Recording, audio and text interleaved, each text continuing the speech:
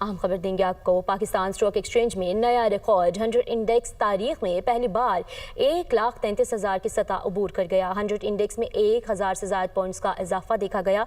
तफसीलात के लिए हमजा गिलानी हमारे साथ मौजूद हैं।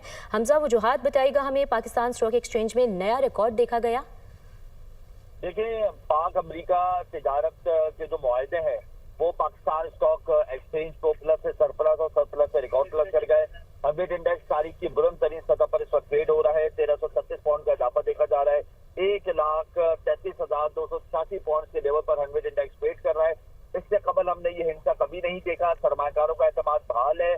तमाम ब्लू चिप कंपनीज के जो शेयर्स है वो ग्रीन जोन में ट्रेड हो रहे हैं, ख्वाह वो ऑयल एंड गैस सेक्टर हो, रिफाइनरी सेक्टर हो, टेक्नोलॉजी सेक्टर हो, फार्मा हो या फिर फर्टिलाइजर हो। अब बैंकिंग सेक्टर इन सबसे आगे है और उसकी वजह यह है कि हम लोग गर्दिशी कर्जों के खात्मे के लिए बैंकिंग सेक्टर से राब्ते में हुकूमत मुतहरिक हो चुकी है।